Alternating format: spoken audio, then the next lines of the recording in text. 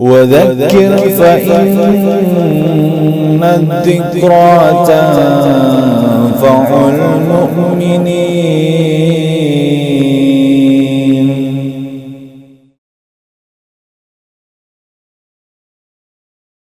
Bismillahirrahmanirrahim. Innal hamdalillah nahmaduhu wa nasta'inuhu wa nastaghfiruh wa na'udzu billahi min syururi anfusina wa min sayyiati a'malina. May yahdihillahu fala mudhillalah wa may yudlil fala hadiyalah. Asyhadu an la ilaha illallah wahdahu la syarikalah wa asyhadu anna Muhammadan abduhu wa rasuluh. Allahumma salli ala Muhammadin wa ala ali Muhammad kama sallaita ala Ibrahim wa ala ali Ibrahim innaka Hamidum Majid. Allahumma barik ala Muhammadin wa ala ali Muhammad kama barakta ala Ibrahim wa ala ali Ibrahim innaka Hamidum Majid. Amma ba'd, fa inna asdaqal hadis kitabullah wa khairal hadi hadi Muhammadin sallallahu alaihi wasallam wa syarrul umuri muhdatsatuha fa inna kulla muhdatsatin bid'ah wa kulla bid'atin dhalalah wa kulla dhalalatin finnar. Alhamdulillah, pada kesempatan yang baik ini marilah kita mempelajari, kita mengetahui ya tentang hal-hal yang berkenaan dengan masalah agama kita. Karena Allah Subhanahu wa taala dan juga Rasulullah sallallahu alaihi wasallam telah mengabarkannya, memberitahukannya kepada kita sebagai bentuk kasih sayang Allah dan juga Rasulullah sallallahu alaihi wasallam kepada kita agar kita selamat dalam kehidupan kita di dunia dan kelak nanti di hari kiamat.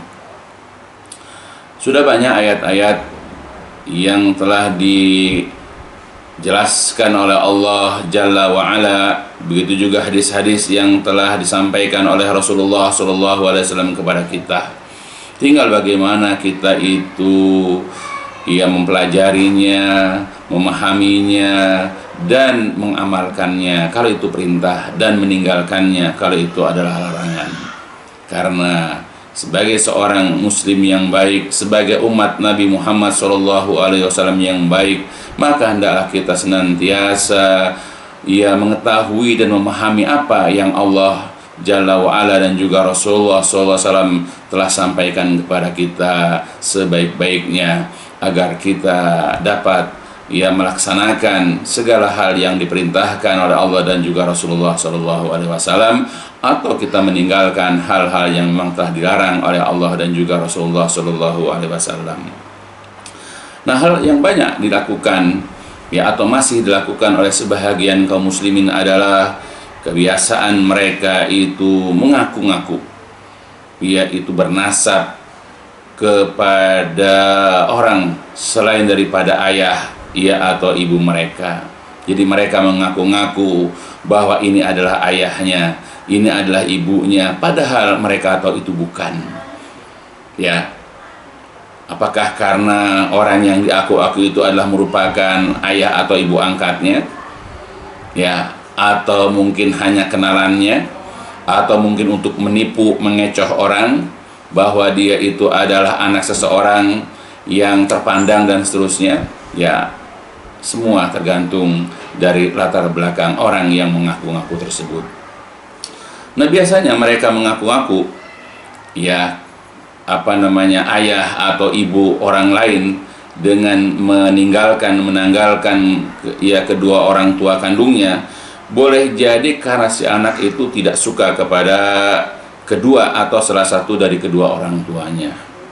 Mungkin juga ketidaksukaan itu ditimbulkan karena kondisi ekonomi dari orang tuanya yang sangat miskin, yang bukan orang berpunya.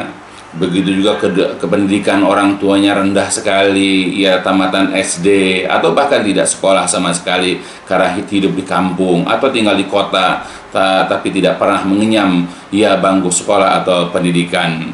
Begitupun status sosialnya sangat rendah, sangat hina. Dia malu, jadi orang ini malu memiliki orang tua yang seperti itu. Atau juga mungkin karena wajah ya penampilan kedua orang tuanya itu sangat buruk, ya, atau tampangnya itu deso, ya, atau ke desa-desaan, ke kampung-kampungan gitu istilahnya, dan selainnya, sehingga dia merasa malu dan enggan mengakui kedua orang tuanya tersebut. Maka ia pun tidak mau atau sungkan untuk bernasab kepada ayahnya dan enggan pula mengakui ibunya. Dan ia lebih suka menerima, ia lebih suka mengakui jika dia bernasab kepada orang lain, ya, apalagi jika memiliki ayah atau ibu ia angkat, ya, yang lebih berpangkat, yang lebih berpendidikan, ya, yang lebih tinggi status sosialnya dan lain sebagainya. Ya, nah itu banyak kita jumpai anak-anak yang durhaka kepada orang tua karena mereka tidak mau bernasab kepada orang tuanya, tidak mengakui ini ayah dan ibunya karena kondisi ya tadi yang disebutkan. Maka ketika seorang anak tidak mau bernasab kepada ayah atau kepada ibunya, atau tidak mengakui ayah dan ibunya itu sebagai orang tua kandungnya, dan bahkan ia lebih memilih kepada orang lain nasabnya, ya, maka dia telah terjerumus ke dalam kedurhakaan, perbuatan durhaka kepada kedua orang tuanya yang telah melahirkannya. Dan berarti ia telah terjatuh ke dalam ancaman Allah Jalla wa'ala, yakni berupa kekufuran dan dosa yang sangat besar. Tidak akan diterima taubatnya dan tebusnya nanti pada hari kiamat. Dia juga dilaknat oleh Allah, ya Jalla wa'ala, oleh juga para malaikat dan juga seluruh manusia, dan diharamkan pula surga untuknya. Al-iyadu billah. Nah itu seperti itu. Ya banyak orang-orang begitu. Nah adapun ya apa yang telah disebutkan latar belakangnya ini, ya, sehingga menjadikan anak-anak enggan mengakui, ya, atau tidak mau dinasabkan kepada ya ayahnya ini, itu sudah disinyalir, ya, sudah disebutkan ya oleh Rasulullah. Jadi karena Rasul sudah menyebutkan seperti ini, akan selalu ada di antara umat ini, bahkan umat Islam, anak-anak kaum muslimin, karena mereka memang tidak dididik agama dengan baik, ya, karena mereka itu hanya melihat materi atau dunia, sehingga mereka itu bersikap, ya, atau bersifat seperti itu. Rasulullah SAW pernah menyebutkan hal ini di dalam beberapa riwayat hadis, yaitu di antaranya dalam hadis riwayat Imam Muslim dan Ahmad dari Abu Dzar Al-Ghifari. An Abi Dzar annahu sami'a Rasulullah sallallahu alaihi wasallam yaqul, bahwasanya Abu Dzar pernah mendengar Rasulullah sallallahu alaihi wasallam bersabda, "Laisa min rajulin idda'a li ghairi abihi wa huwa ya'lamuhu illa kafara, wa man idda'a ma laisa lahu falaysa minna falyatabawa maq'adahu minan nar, wa man da'a rajulan bil kufri aw qala adwallah wa laisa kadzalik illa haru alaihi." Ya, Rasul mengatakan, tidaklah seseorang itu mengaku-ngaku kepada selain ayahnya, padahal ia mengetahuinya bahwa itu ayah kandungnya yang ini bukan, dan dia tidak mengakui itu ayahnya, tapi dia bernasab kepada orang lain, ya, melainkan ia telah kufur. Jadi hukum orang yang tidak mengakui ayahnya atau tidak mau bernasab kepada ayahnya adalah kufur. Yang kedua ada wa man idda'a ma laysa lahu falaysa minna wal yatabawwa maq'adahu minan nar. Jadi barang siapa yang mengaku-ngaku sesuatu yang bukan miliknya, misalnya dia berfoto di belakang dia itu ada mobil, motor atau rumah bagus misalnya, lalu dia kirim ke medsos, ya, atau dia kirim ke grup teman-temannya, lalu dia mengaku-ngaku itu adalah kendaraan mobil, motornya atau rumahnya, padahal itu bukan miliknya. Ya, jadi barang siapa yang mengaku-ngaku sesuatu yang bukan miliknya, maka kata Nabi, falaisa minna, dia bukan termasuk golongan kami, wal yatabawa maq'adahu minan nar, dan siapkan tempatnya itu di neraka. Nah, itu. Jadi janganlah kita ngaku-ngaku sesuatu yang bikin milik kita, yang bukan milik kita. Ya, kemudian yang ketiga, wa man da'a rajulan bil kufri aw qala adwallah wa laysa kadzalik illa haru alaihi. Barang siapa yang menuduh seseorang dengan kekafiran atau ia berkata kepada orang itu, wahai musuh Allah, padahal ia tidak seperti itu, dia bukan musuh Allah, dia bukan orang kafir, ya melainkan tuduhan itu akan kembali hara ilaih, akan kembali kepada orang yang menuduhnya. Ini 3 hal yang dilarang. Nah, salah satunya yang kita ambil di dalam hadisnya adalah yaitu kalimat laisa min rajulin idda'a li ghairi abih wa huwa ya'lamuhu illa kafara. Tidaklah seseorang mengaku-ngaku kepada selain ayahnya padahal ia mengetahuinya, ya melainkan ia telah kufur. Ya, nah ini ya dalil pertama tentang larangan bagi kita mengaku-ngaku atau mengakui seseorang yang bukan ayah kita adalah ayah kita, ya, atau ini adalah ibu kita padahal bukan ibu kandung kita, dan kita tahu masalahnya. Wa huwa ya'lamu, dia tahu. Hadis sebagaimana disebutkan dalam riwayat Muslim dan Imam Ahmad. Begitu juga dalam hadis yang lain dari Ali bin Abi Thalib radhiyallahu an, dari Rasulullah Shallallahu alaihi wasallam, beliau pernah mengatakan, wa manidda'a ila ghairi abihi awin tama ila ghairi mawalihi fa alaihi laknatullah wal malaikah wan nasi ajmain la yaqbalullah minhu yaumal qiyamah sarfan wala adlan. Jadi kata Nabi dari Ali bin Abi Thalib, barang siapa yang mengaku-ngaku kepada selain ayahnya atau ia bekerja kepada selain majikannya, maka baginya atau dia mendapatkan laknat Allah, para malaikat dan manusia seluruhnya. Nah, jadi kita ambil barang siapa yang mengaku-ngaku ia kepada selain ayahnya, jadi dia mengaku orang lain sebagai ayahnya dan dia tidak mengaku ayah kandungnya, artinya dia tidak mau bernasab kepada ayah kandung karena beberapa hal tadi, maka Allah akan melaknatnya, begitu juga para malaikat dan manusia seluruhnya. Dan bahkan Allah tidak akan menerima pada hari kiamat nanti yaitu taubat dan tebusannya dari orang tersebut, ya, sebagaimana dalam hadis dari Imam Bukhari, Muslim, Abu Daud, ya, dan juga Imam Ahmad. Nah itu jadi jelas ya dalam hadis ini, ya Rasulullah ya melarang kita ini mengaku-ngaku ya seseorang itu ayah kandung padahal bukan, diancam dengan mendapatkan laknat, tidak diterima taubatnya, tidak diterima tebusannya pada hari kiamat. Aliyadzubillah.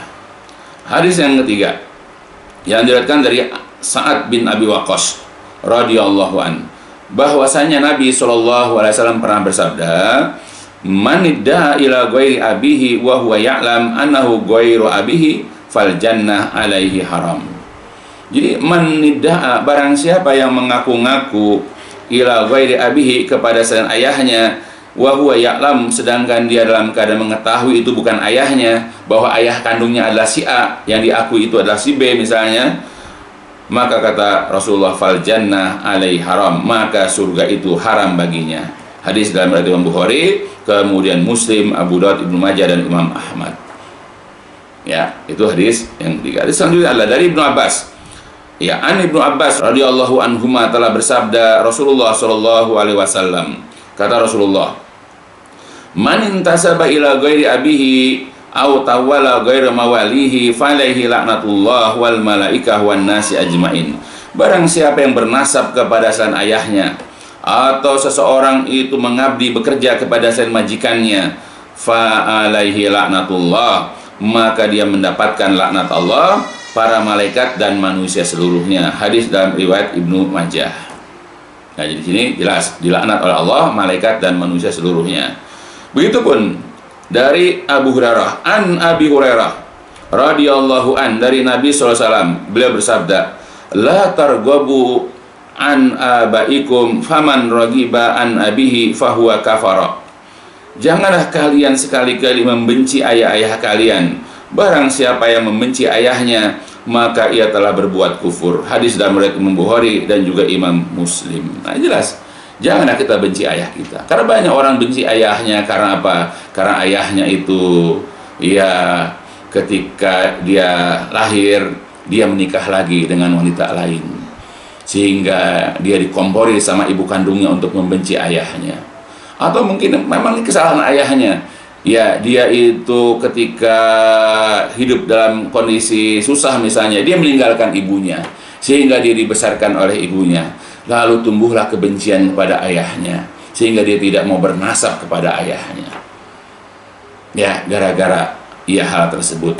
Maka siapapun orang yang dia itu tidak mau bernasab kepada ayahnya, apakah karena faktor ekonomi, apakah karena faktor status sosial, status pendidikan, atau karena dia memang membenci ayahnya karena hubungan dengan ibunya tidak baik, karena ayahnya menikah lagi barangkali, atau meninggalkan dia dari kecil sehingga dia diasuh oleh ibunya atau oleh kerabat ibunya misalnya, ya, atau sebab-sebab yang lain. Lalu dengan itu kemudian dia menjadi antipati ya kepada ayahnya, dia tidak mengakui sebagai ayahnya, dia bahkan nasabnya pun tidak mau dinasabkan kepada ayahnya, ya, maka hukumnya adalah kufur. Maka seorang ibu janganlah memberikan pengajaran-pengajaran yang buruk kepada anaknya. Kendati pun dia punya masalah dengan suami atau ayah daripada anaknya, ya, karena masalah pernikahan barangkali, janganlah dia itu menjadikan anak itu kufur, ya, dengan mengajarkan bahwa ayahnya sudah mati, bahwa ayahnya sudah begini begitu, sehingga tumbuh kebencian dalam diri seorang anak kepada ayahnya. Ya, dan bahkan berapa banyak anak-anak perempuan yang ketika menikah tidak mau diwalikan oleh ayahnya hanya gara-gara masalah hubungan antara ayah dan ibunya. Ya, nah seperti itu. Nah makanya jika ada anak, apapun sebabnya dia itu benci ayahnya lalu tidak mau bernasab kepada ayahnya, maka hukumnya adalah kufur, aliyadzubillah. Nah oleh karena itulah, yaitu Syekh Salim bin Aid Al-Hilali hafizahullah, di dalam hadis-hadis tadi beliau berkata, kata beliau dalam fikul hadisnya adalah tahrimul intisab ila ghairil aba ma'al ilmi bihim. Jadi tahrimu diharamkan al-intisab, diharamkan bernasab ila ghairil aba kepada selain ayah, ma'al ilmi yang disertai dengan mengetahui ya bihim kondisi mereka. Faman fa'ala dzalika mustahilan lahu kafara kufran yanquluhu minal millah. Ya, faman fa'ala dzalika, barang siapa yang berbuat seperti itu, ya mustahilan lahu kafara. Ya, barang siapa yang berbuat seperti itu, maka berarti ia telah kufur dengan kekufuran yanquluhu minal millah, yang dapat mengeluarkannya, yang dapat memindahkan dari agama. Wa ala dzalika yafhamu qaula Rasulillah sallallahu alaihi wasallam. Ya, hal itu dapat dipahami dari sabda Rasulullah sallallahu alaihi wasallam yang tadi sudah dijelaskan, fal jannah alaihi haram, maka surga itu adalah haram bagi orang tersebut. Jadi hukum orang yang tidak mau mengakui ayahnya, orang yang tidak mau bernasab kepada ayahnya, apapun alasannya, itu adalah kufur dan bahkan bisa keluar dari agama, aliyadzubillah. Dia sudah murtad tanpa disadarinya, telah gugur keislamannya tanpa disadarinya. Ya, karena dari tadi, ya, di antara dalilnya adalah faqad kafara, sungguh dia telah kafir, atau juga hadis Nabi yang mengatakan fal jannatu alaihi haram, maka surga itu haram baginya, aliyadzubillah. Maka sebagai seorang muslim, hendaklah kita menjadi orang-orang yang berbakti, berbuat baik kepada kedua orang tua kita. Ya, akui, walaupun misalnya orang tua kita orang fakir, orang miskin, tidak berpendidikan, status sosialnya rendah, atau wajahnya itu tidak, ya katakanlah, ya tidak elok barangkali karena tampangnya ke kampung-kampungan misalnya, atau mungkin juga karena masalah, ya ayah ibu kita mungkin di masa pernikahannya, sehingga ayah kita meninggalkan kita, ya, atau ayah kita menikah lagi. Jangan kemudian kita terprovokasi untuk membenci ayah kita dan tidak mau bernasab kepadanya. Jangan, karena mahal, ya, harga keimanan itu mahal, ya, agama itu adalah mahal. Jadi jangan kita korbankan hanya karena kebencian kita. Ya, kalau ada orang tua begitu, dosanya dia. Kita jangan termakan dosa hanya gara-gara ayah kita dulu meninggalkan kita. Jangan kita menaburkan kebencian dalam hati kita kepada ayah kita, ya, karena dia berbuat salah atau dosa. Ya, sebab kita dipahami, janganlah kita berdosa karena dosa orang lain. Ayah kita berdosa karena meninggalkan kita. Ayah kita dulu berdosa kepada ibu kita. Namun sekali-kali jangan kita ini berbuat dosa hanya gara-gara itu. Tetap akui itu sebagai ayah kita. Jangan malu kita bernasab.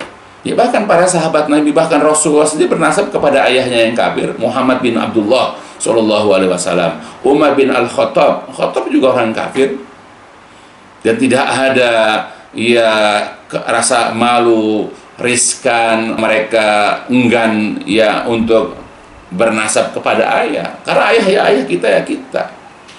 Ya, maka hendaklah kita menjaga nasab kita dengan kita bernasab kepada ayah kita. Ya, kita adalah bin ayah kita. Kita adalah putra daripada ayah kita. Ya, jangan kita malu, jangan kita sungkan untuk bernasab kepada orang tua kita. Ya, mudah-mudahan ini menjadi pelajaran, ini menjadi pencerahan untuk kita, ya, untuk tetap menjaga nasab kita, untuk menjaga garis keturunan ya orang tua kita, ya, untuk senantiasa kita ini mengakui ya orang tua kita, walaupun kita mungkin dari kecil diasuh oleh orang tua angkat kita, walaupun kita diasuh oleh ayah tiri kita misalnya. Jangan kita malu untuk mengatakan bahwa kita adalah anak dari ayah kita.